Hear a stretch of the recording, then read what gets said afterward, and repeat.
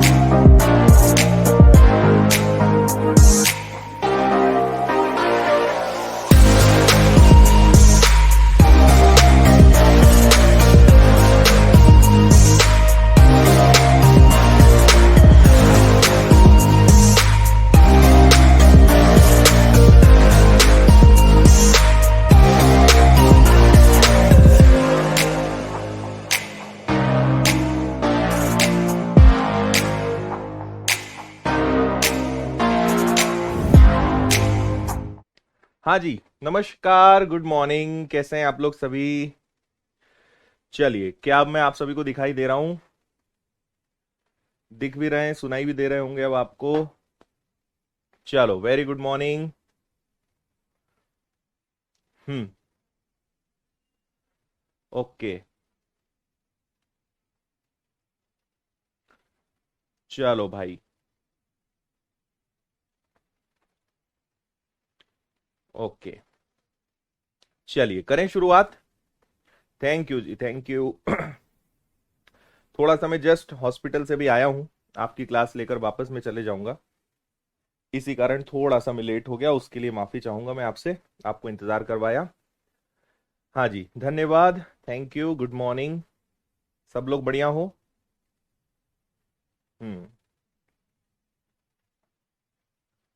ठीक है। ठीक है, करें शुरुआत। आइए। चलिए, अब थोड़ी पढ़ाई कर लेते हैं, फिर आखिरी में बात कर लेंगे अगर समय बचेगा तो।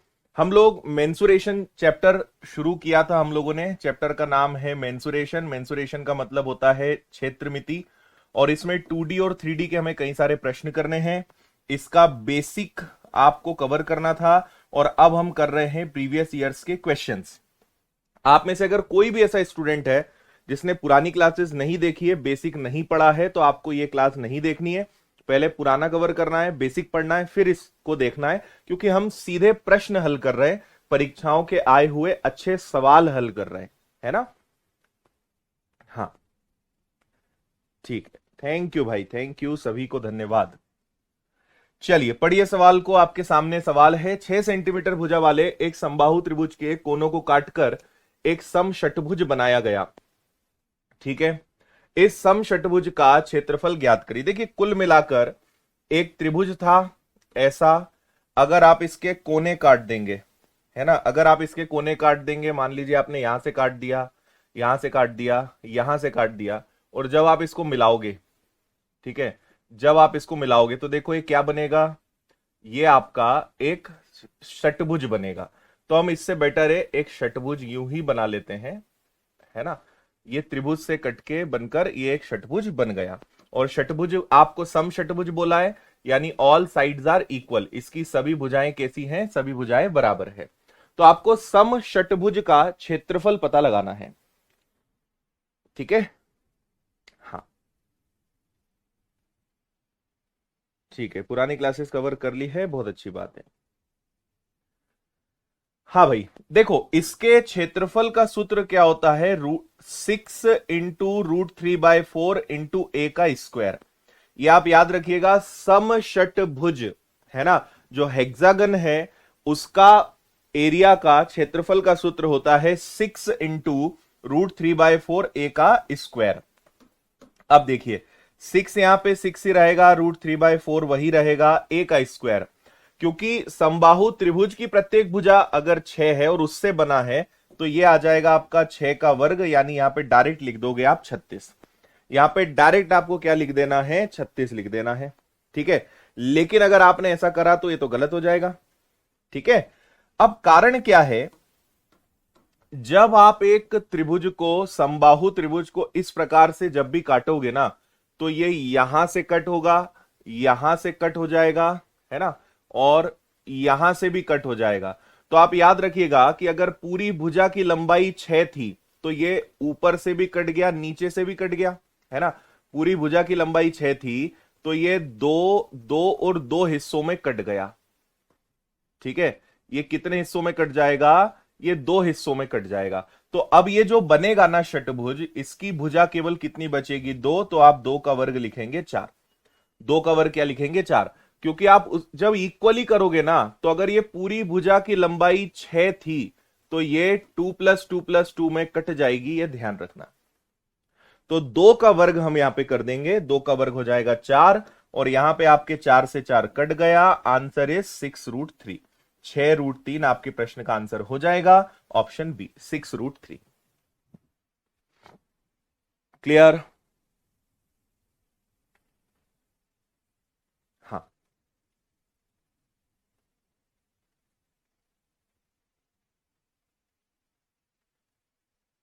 ठीक है। नेक्स्ट देखिए, एक त्रिभुज का अंतः त्रिज्या, त्रिभुज की अंतः त्रिज्या, एक त्रिभुज की अंतः त्रिज्या 8 सेंटीमीटर है, भुजाओं की लंबाई का योग 60 है, त्रिभुज का क्षेत्रफल ज्ञात करिए। बताओ भाई, बहुत आसान सवाल है।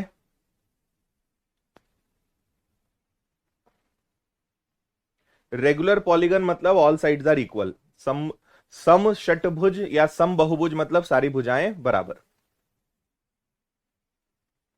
हम्म,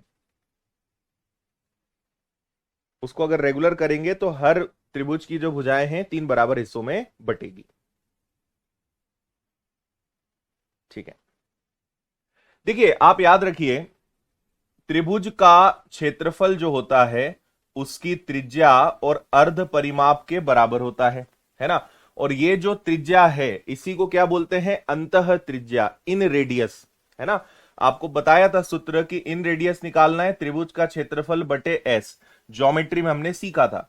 तो आपको कुछ नहीं करना है, अंतः त्रिज्या दी हुई है, एस का मतलब होता है अर्ध परिमाप, यानी परिमाप का आधा, तो 60 का आपको आधा करना है, एंड 60 का आधा कितना हो जाएगा, 30, तो आपके इस त्रिभुज का क्षेत्रफल कितना आ जाएगा, 240, 240। Very simple. हाँ,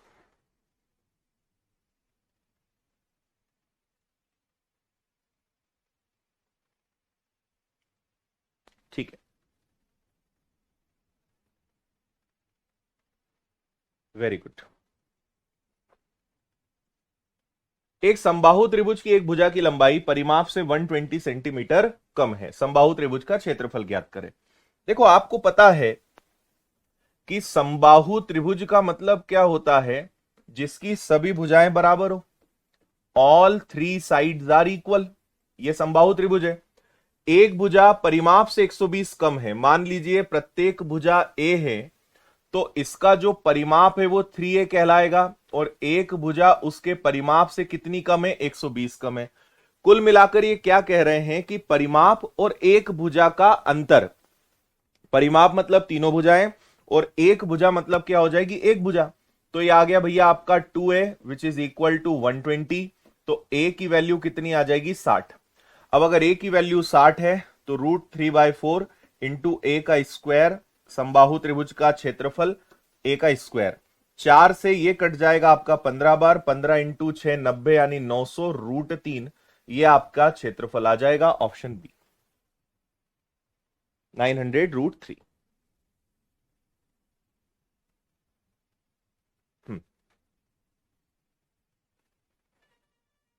क्लियर है सभी को, कोई दिक्कत परेशानी?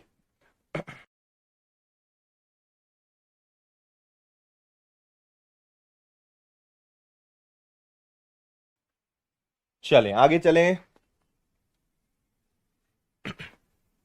आज आप सब लोगों के लिए ना, आज और कल 2 दिन 11 से 12 आपके पास अगर समय हो तो आज और कल इस क्लास के जस्ट बाद मैं आपको डिजिटल सम भी पढ़ाने वाला हूं। आप चाहें तो लाइव पढ़ लीजिए, आप चाहें तो रिकॉर्डेड पढ़ लीजिए, कोई दिक्कत नहीं है। आप डिजिटल सम सीख सकते हैं। सभी को मैं पढ़ाने वाला हूं आज 11 से 12 और कल भी। तो आपको वैसे अटेंड करना चाहिए, उस चैप्टर को जरूर पढ़ना चाहिए। हम्म।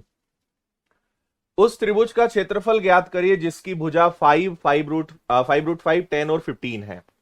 देखो आप पहले तो ये पता लगाओ कि ये कौन सा त्रिभुज है ना। मुझे एक चीज दिख रही है कि जैसे 5 √5 हो, 10 हो और 15 हो। एक बार पाइथागोरस थ्योरम लगा के देखते हैं।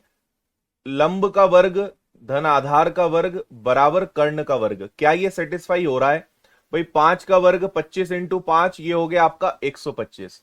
10 का वर्ग 100 जुड़ गया, 15 का वर्ग 225। देखो LHS और RHS इक्वल है, इसका मतलब कि ये समकोण त्रिभुज है।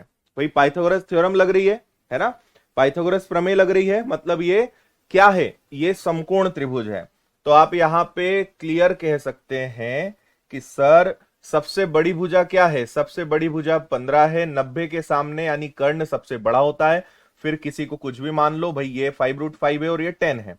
और समकोण त्रिभुज का क्षेत्रफल होता है 1/2 बेस इंटू हाइट। ठीक है जी। तो 2 से ये कैंसिल हो जाएगा 5 बार। So this is nothing but 25 √5, 25 √5। Option B आपका आंसर है। B is the correct answer. ठीक, डन। नेक्स्ट, एक समद्विबाहु त्रिभुज में आधार की लंबाई 20 सेंटीमीटर है, त्रिभुज की ऊंचाई आधार से 20% अधिक है, प्रत्येक समान भुजा की लंबाई ज्ञात करिए। देखिए समबाहु त्रिभुज का मतलब क्या होता है? इक्विलेटरल, सॉरी आइसोसेलिस ट्राइंगल, दो भुजाएं बराबर एक भुजा अलग। तो इन्होंने कहा कि भाई आधार की लंबाई 20 है ना, और ऊंचाई आधार से 20% ज्यादा है। इसकी जो ऊंचाई है वो आधार से 20% ज्यादा है। अब मैं यहां पे आपको एक बहुत महत्वपूर्ण बात बता रहा हूं, ध्यान से समझना। समद्विबाहु त्रिभुज में जो ऊंचाई होती है वो हमेशा आधार को दो बराबर भागों में बांटती है, 2 इक्वल पार्ट्स में डिवाइड करती है। अगर ये 20 है तो ये दो बराबर भागों में बटेगी, यानी इधर भी 10 होगा और इधर भी 10 होगा। ठीक है। और इन्होंने कहा कि ऊंचाई जो है वो आधार से 20% ज्यादा है, 20 से 20% ज्यादा है, यानी 120% है, मतलब 24 है। तो इसकी ऊंचाई कितनी आ गई भाई? ऊंचाई आ गई 24, ऊंचाई आ गई 24। क्लियर सभी को? है ना। आधार 20 है तो आधे आधे में बढ़ जाएगा, ऊंचाई 24 है, 20 से 20% ज्यादा, यानी 24। फिर आप सबको पता है कि 5, 12 और 13 ट्रिपलेट होते हैं, और अगर मैं इसका डबल कर दूं, क्योंकि ये अपने आप में 90 अंश का कोण भी बनाती है ना।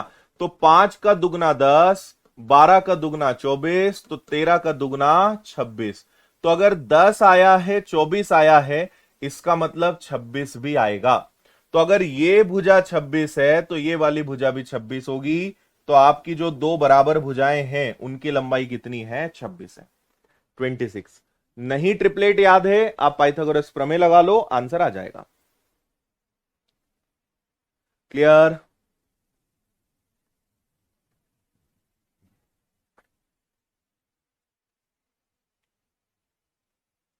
अच्छा,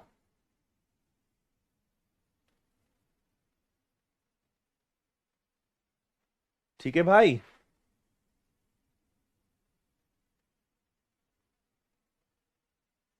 10, 24 तो 26, आंसर आ जाएगा आपका 26। आगे बढ़ेंगे, इस सवाल को पढ़ लीजिए अच्छे से।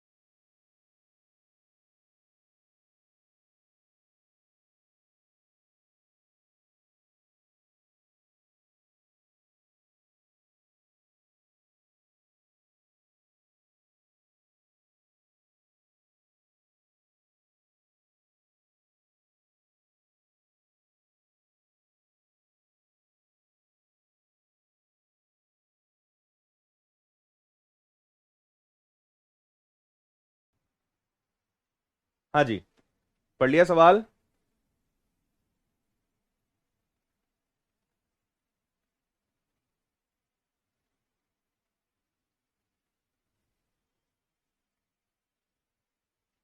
उस त्रिभुज का क्षेत्रफल क्या होगा जिसका परिमाप 90 है, दो भुजाओं का योग और अंतर इतना है।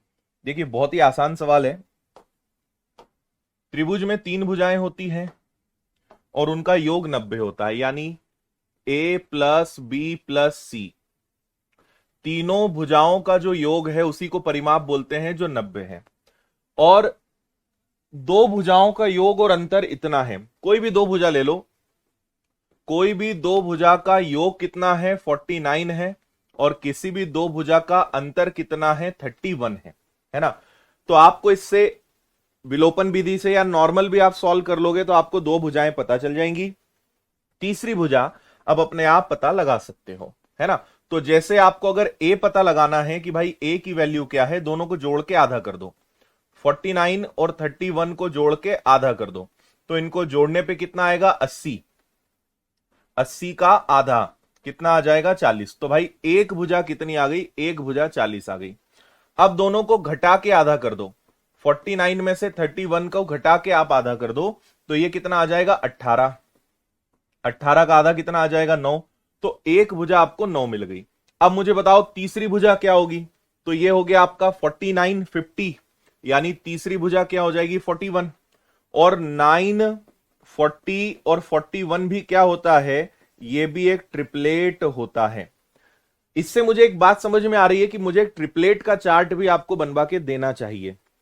वैसे ट्रिग्नोमेट्री चैप्टर के अंदर ये है, बट स्टिल एक ट्रिपलेट का चार्ट बनवा के देते हैं हम आपको, ताकि, और मोस्ट इंपॉर्टेंट, ट्रिपलेट्स तो बहुत हैं, इंपॉर्टेंट जो ट्रिपलेट्स हैं उनका एक चार्ट बनवा के देते हैं। तो आपको ये पता चल गया।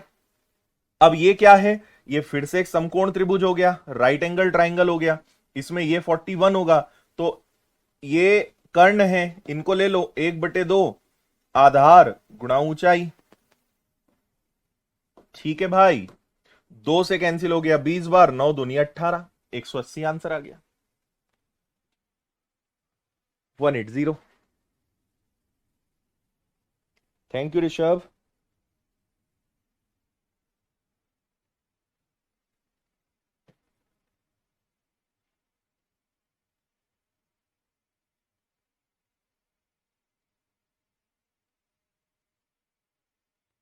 ठीक है भाई, चलिए बनवाते हैं आपके लिए चार्ट बनवाते हैं। अगले सवाल को ध्यान से पढ़ें और सोचो क्या हो सकता है।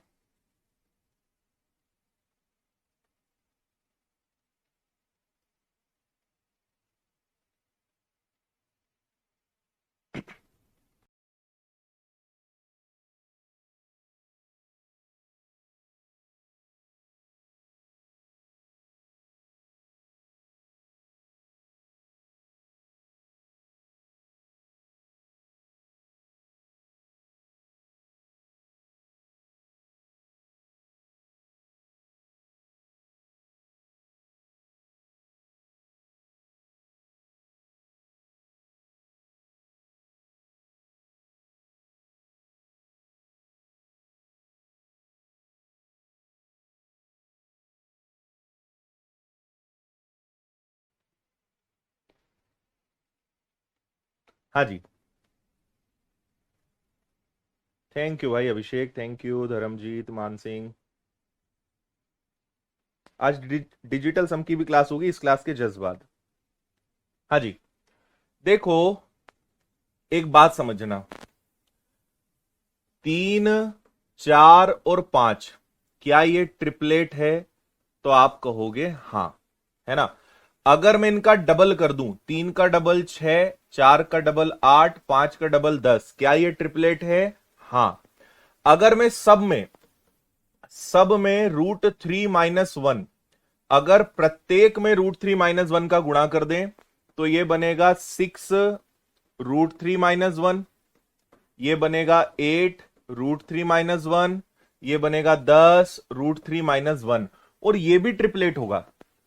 आप किसी भी सेम नंबर का मल्टीप्लाई करोगे वो वही रहेगा और वो ट्रिपलेट ही कहलाएगा। ठीक है, हाँ। ठीक है भाई।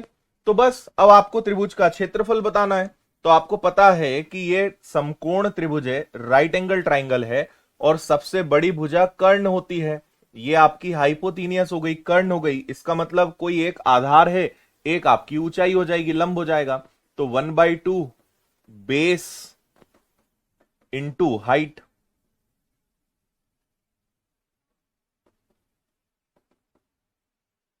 क्लियर हुआ या नहीं हुआ?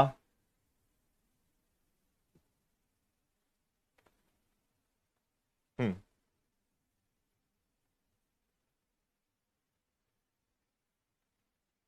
करेक्ट। ठीक है, चलिए। तो अब ये क्या हो जाएगा, ये 2 से कैंसिल हो जाएगा 3 बार, तो 8 तिया 24। और ये अपने आप में क्या है, √3 - 1, √3 - 1 यानी a माइनस बी का स्क्वायर। तो ये हो जाएगा आपका a का स्क्वायर प्लस b का स्क्वायर और माइनस का 2ab, है ना। a का स्क्वायर प्लस b का स्क्वायर माइनस का 2ab। तो ये आपका 24 ही रहेगा। ये आपका 4 - 2√3 हो जाएगा। लेकिन ऐसा कोई ऑप्शन यहां पर नहीं है, तो हम इसमें से 2 और कॉमन ले सकते हैं। देखो 2 कॉमन निकल जाएगा, 2 का गुणा इसमें हो जाएगा, तो ये 48 बन जाएगा। ये आपका ओनली 2 रह जाएगा और अंदर √3 हो जाएगा। 48 2 - √3 ये आपके प्रश्न का आंसर है। करेक्ट।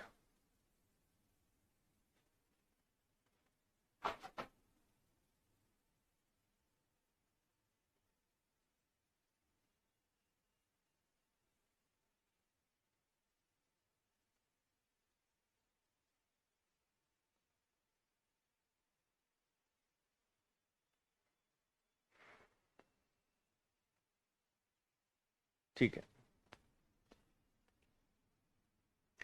हाँ, राइट एंगल लिख के दिया था, ठीक है, लेकिन आपको मैंने प्रूव करके भी यहाँ पे चीजें बता दी कि ऐसा क्यों हो रहा है ना। चलें आगे।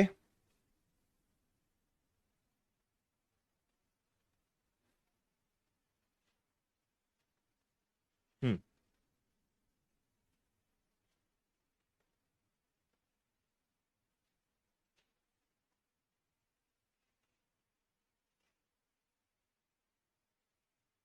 हाँ मुस्कान जी, बिल्कुल करेंगे।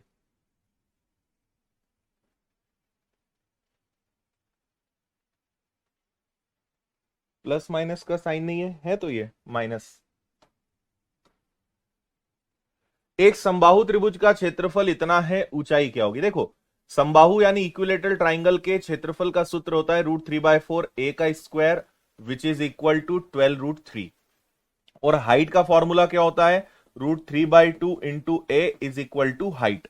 तो मुझे a की वैल्यू पता लगानी है। √3 से आपका √3 गया, 12 इंटू 4 क्या हो जाएगा, 12 इंटू 4 48 हो जाएगा। ये इधर जाके इसके ऊपर 48 हो जाएगा। तो इसको मैं यहां पे रख दूंगा 48, है ना। अब 48 में से कुछ बाहर निकल सकता है क्या? 12 इंटू 4 निकल सकता है, इसके अलावा और कुछ हो सकता है क्या? 9 हो नहीं सकता, है ना। 16 तिया 48 भी हो सकता है। भाई इसका मतलब क्या है, 48 का मतलब है 16 तिया 48, है ना। तो इसमें से 16 16 आपका बाहर निकल जाएगा, ये √3 हो जाएगा, डिवाइडेड बाय 2 हो जाएगा। 16 होता है 4 का वर्ग, √3 अंदर रह जाएगा, है ना। फिर आप क्या करेंगे, 2 से ये 2 बार कैंसिल हो जाएगा और √3 3 हो जाएगा। तो ये 3 का दुगना यानी 6 हो जाएगा। 6 आपके प्रश्न का आंसर है। Height of the triangle is 6। Got it?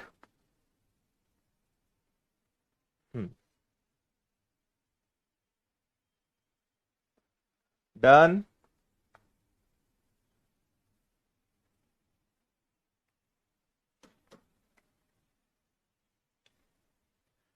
एक वर्ग के विकर्ण की लंबाई a+b है, तो वर्ग का क्षेत्रफल क्या है?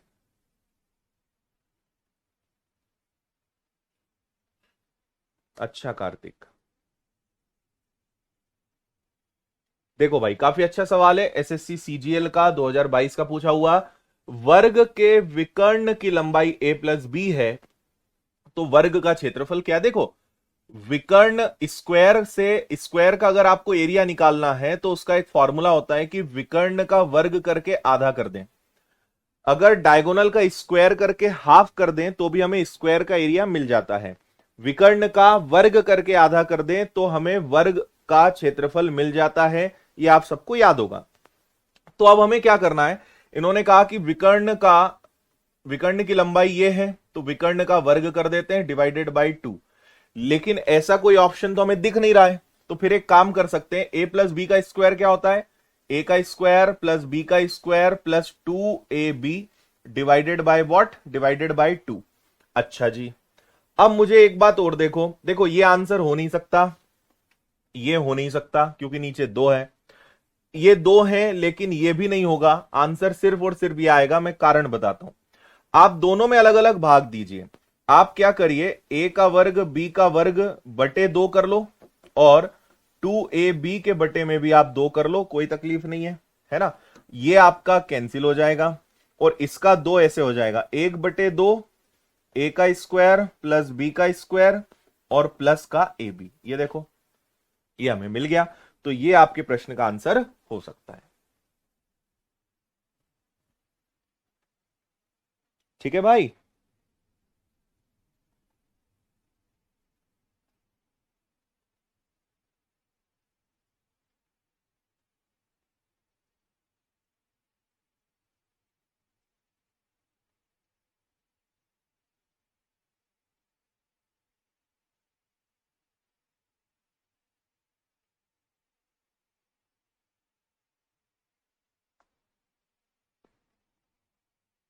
नेक्स्ट,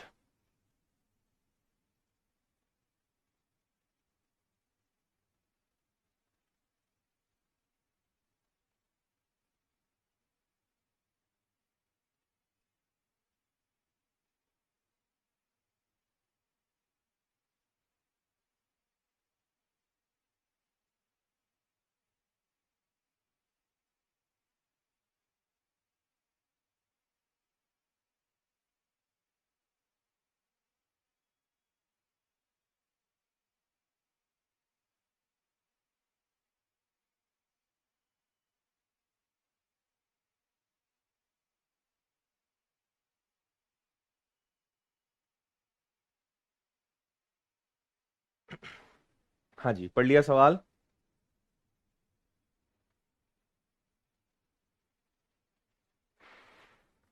एक त्रिभुज का क्षेत्रफल वर्ग के क्षेत्रफल का आधा है ना। परिमाप इतना है, त्रिभुज का क्षेत्रफल कितना। देखो, एरिया ऑफ ट्राइंगल, त्रिभुज का क्षेत्रफल वर्ग के क्षेत्रफल का कैसा है, आधा है। त्रिभुज का क्षेत्रफल क्या होता है, 1/2 बेस इंटू हाइट, और इसका क्षेत्रफल क्या होता है, स्क्वायर का एरिया इज ए का स्क्वायर बाय 2 हो गया, है ना, 2 है। और यहां पे आपका 2 से 2 भी कट जाएगा। त्रिभुज का क्षेत्रफल पता लगाना है अगर वर्ग का परिमाप। अब देखिए, पेरीमीटर ऑफ स्क्वायर वर्ग का परिमाप होता है 4a जो 172 के बराबर है। तो एक भुजा पता लगा लो, 4 इंटू 4 16, 4 तिया 12 यानी 43। ठीक है, ये आ गया आपका 43, तो इसको यहां रखेंगे हम। तो ये आ गया आपका b इंटू एच। अब एक काम करो, आपको क्षेत्रफल पता लगाना है ना, तो इसको 1/2 ही रहने दो, इसको 2 रहने दो, कुछ भी नहीं करना है अपने को। इसको आप 1/2 बेस इंटू हाइट, यानी अपने आप में एरिया ऑफ ट्राइंगल है, तो आपको इधर छेड़ना ही नहीं है। ए का स्क्वायर यानी 43 इंटू 43 डिवाइडेड बाय आपको 2 करना है। कुल मिलाकर 43 के स्क्वायर का आधा कर देना है, आपको आंसर मिल जाएगा। ठीक है भाई, तो ये आ गया 7 का स्क्वायर 49, और अगर इसमें से 7 चला गया तो बचेगा 18। तो ये हो गया डिवाइडेड बाय 2, 2 इंटू 9, 2 दूनी 4, 2 चौक 8, 2 पंजे 10, 9 टू 4.5। ये आंसर है आपका, 9 टू 4.5, ऑप्शन सी।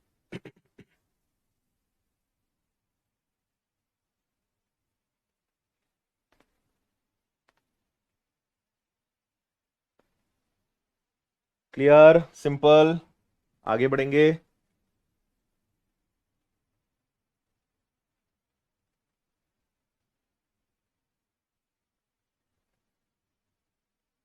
ठीक है,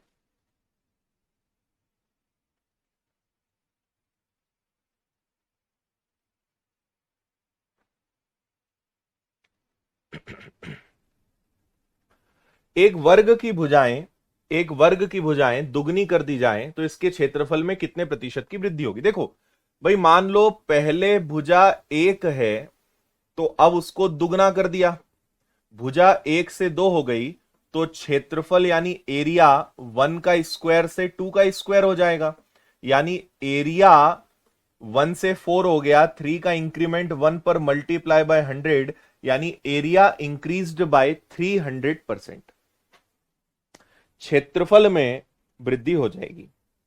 पिछले सवाल में हमने 2 से कैंसिल क्यों नहीं करा, क्योंकि उन्होंने पूरा क्षेत्रफल बोला है, तो त्रिभुज का पूरा एरिया बताना है, इसलिए हम इस फॉर्मूले को डिस्टर्ब नहीं करेंगे।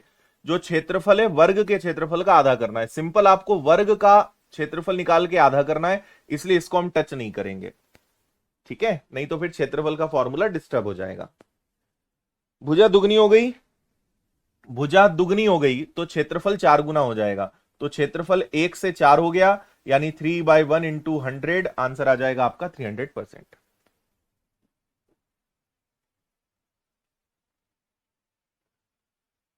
चलिए अगला सवाल।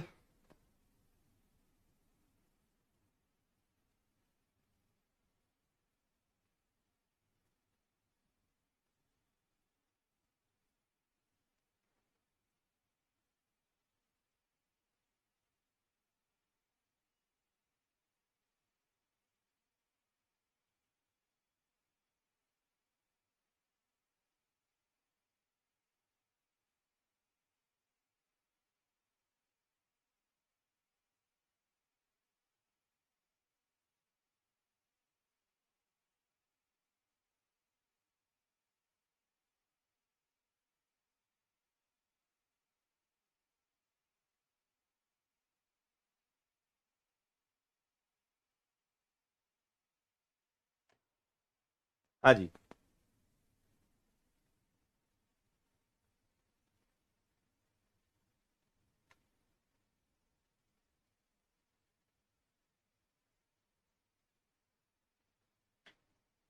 ठीक है। एक आयत की चौड़ाई उसकी लंबाई से 2 मीटर कम है, परिमाप इतना है, तो लंबाई क्या, देखो लंबाई चौड़ाई से 2 मीटर कम है, सॉरी चौड़ाई लंबाई से कम है। आप मान लो लंबाई x है, तो चौड़ाई क्या हो जाएगी, उससे 2 कम हो जाएगी। परिमाप का फॉर्मूला क्या होता है, 2 लंबाई धन चौड़ाई, जो कि 68 के बराबर है। तो यह आ गया 2 लंबाई धन चौड़ाई बराबर में 68, 2 से ये कैंसिल हो गया, 34 आ गया।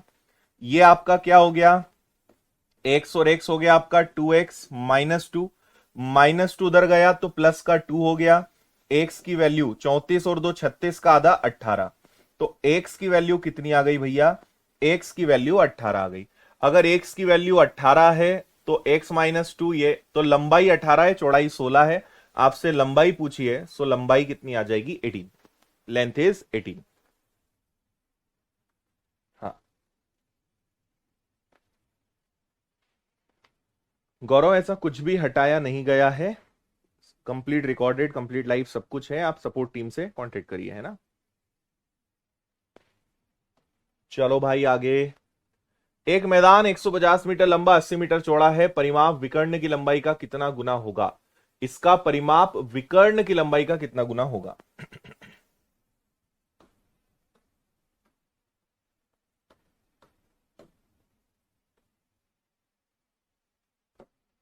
देखो आपसे कहा है कि इसकी लंबाई 150 है और चौड़ाई कितनी है, 80 है, ठीक है।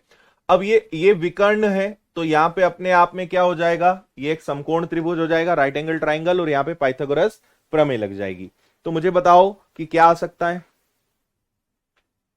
फिर आपको याद आना चाहिए कि सर 8, 15 और 17 ये ट्रिपलेट्स हैं। 8, 15 और 17 ट्रिपलेट है, तो 8 है 15 है, तो यहां निश्चित रूप से क्या आएगा, 17, यानी 170, 80, 150 और 170। या फिर आप पाइथागोरस प्रमेय लगा के निकाल सकते हो, कर्ण का वर्ग बराबर लंब का वर्ग और आधार का वर्ग।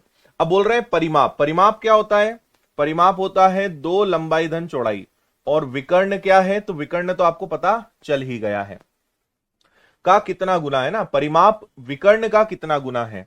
परिमाप जो है वो विकर्ण का कितना गुना है, परिमाप विकर्ण का कितना गुना है। तो देखो इनको जोड़ देते हैं, 15 और 8 23, 23 का दुगना हो गया 460। इसको विकर्ण से भाग दे देंगे यानी 170 से, ठीक है। तो हमें पता चल जाएगा कि ये लगभग कितना गुना है। ठीक है भाई, जीरो से आपका जीरो गया, 17 का दुगना हो गया 34, 34, 34 निकल गया तो बचा 12, यानी दशमलव लग के एक जीरो बढ़ जाएगा, और 17 इंटू 7 119 हो जाएगा। सो ये लगभग 2.7 गुना है। दिस इज अप्रोक्सीमेटली 2.7 टाइम्स, लगभग 2.7 गुना, 2.7 टाइम्स। ठीक है।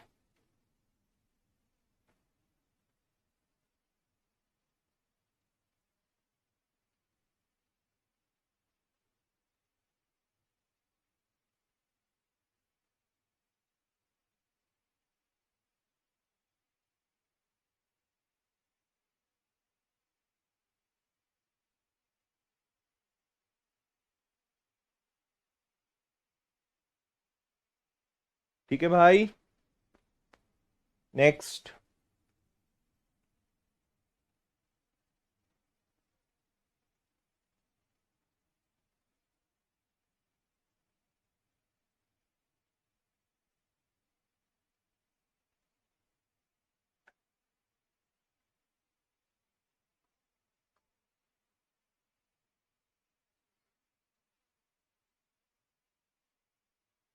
ठीक है,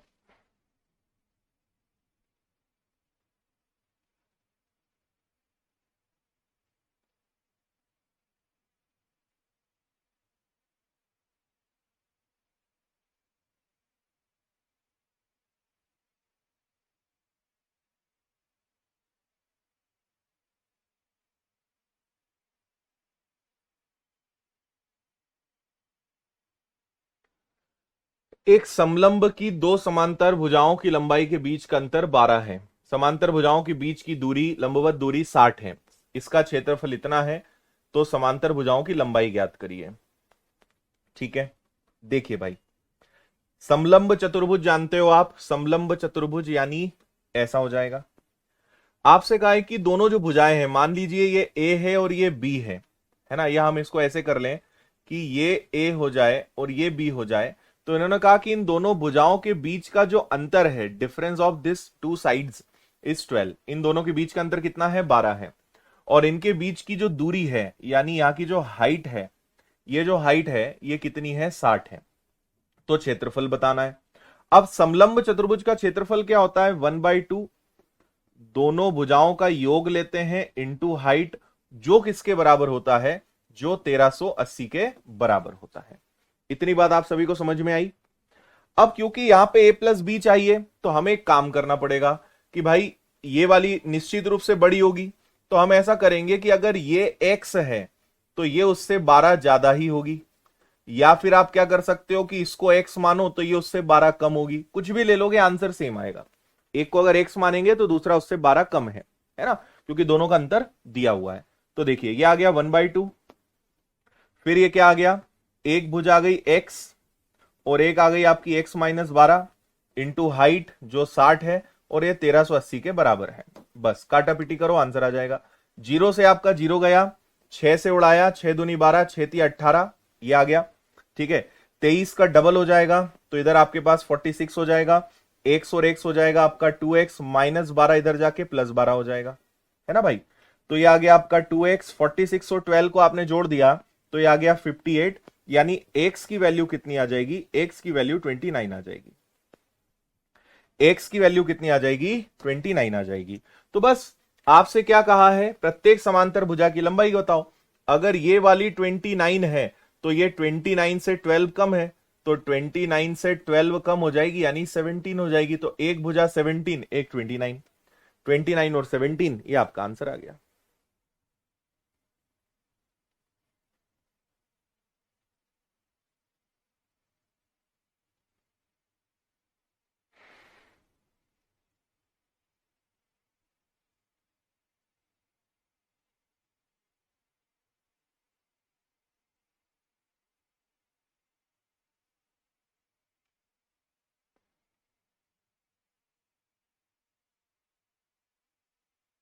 ठीक है।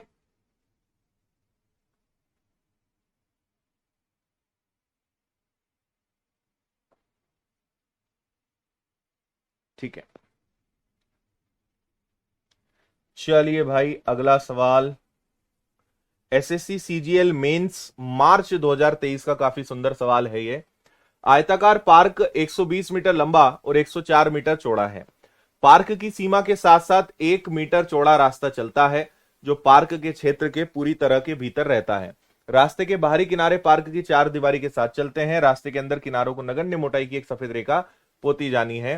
प्रत्येक मीटर पर सफेद रेखा पोतने पर ₹2.5 का खर्च आता है ना, मतलब ₹2.5 पर मीटर। तो रास्ते के अंदर के किनारों को पूरी तरह से पोतने के लिए कितना खर्च आएगा? क्या कहती है जनता?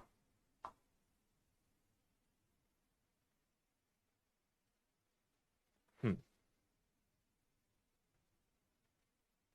देखो, बहुत सिंपल काम हम यहां पे करेंगे। सवाल बहुत बड़ा है लेकिन करने जाओगे तो कुछ दम नहीं है इसमें, मैं आपको बता रहा हूं। देखो, ये आपका पार्क है जिसकी लंबाई 120 एंड ब्रेड्थ इसकी 104 है। पार्क की सीमा के साथ साथ 1 मीटर चौड़ा रास्ता चलता है जो पार्क के क्षेत्र को पूरी तरह से भीतर रहता है, यानी इसके भीतर एक रास्ता हम बनाएंगे। तो इसके भीतर अगर हम रास्ता बनाएंगे तो वो कुछ इस प्रकार का बनना चाहिए, है ना, इस प्रकार का एक रास्ता बन जाएगा। अब 1 मीटर चौड़ा रास्ता है, यानी इधर से भी 1 मीटर कम और इधर से भी 1 मीटर कम, एक एक कम हो जाएगा तो 2 कम हो जाएगा, 1 + 1 2 कम हो जाएगा, तो ये बचेगा 118।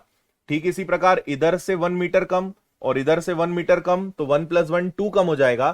तो आपकी ये जो चौड़ाई बचेगी ये कितनी बचेगी? 102।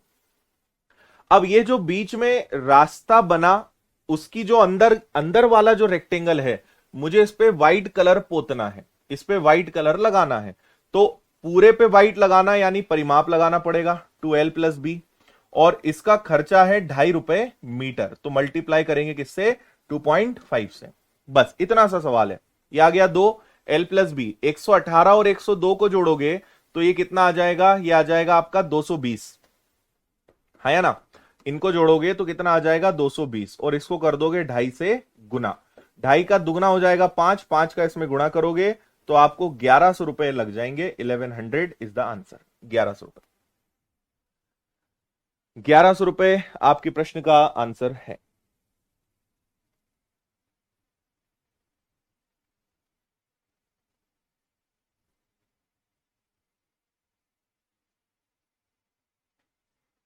ठीक, इसको देखिए।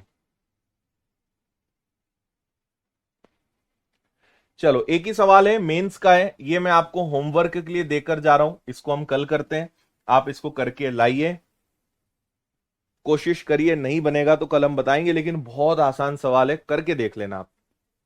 Very very easy. ठीक है, चलिए अभी जस्ट 5 मिनट बाद आपको मैं डिजिटल सम पढ़ाने वाला हूं, है ना। डिजिटल सम काफी इंपॉर्टेंट है, उसको जब आप पढ़ेंगे तो आपको पता चलेगा कि डिजिटल सम की महिमा क्या है।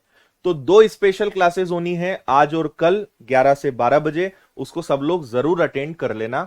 जस्ट 5 मिनट बाद हम मिलने वाले हैं, ठीक है। चलिए, तो सेशन को मैं यहीं समाप्त कर रहा हूं। ओके भाई, 5 मिनट बाद हम फिर से मिल रहे हैं, कल अपने समय पे मिलेंगे, इस PYQ सेशन को कंटिन्यू करेंगे। ओके, चलिए बहुत बहुत धन्यवाद। जय हिंद, खुश रहिए, मस्त रहिए, मुस्कुराते रहिए। Take care.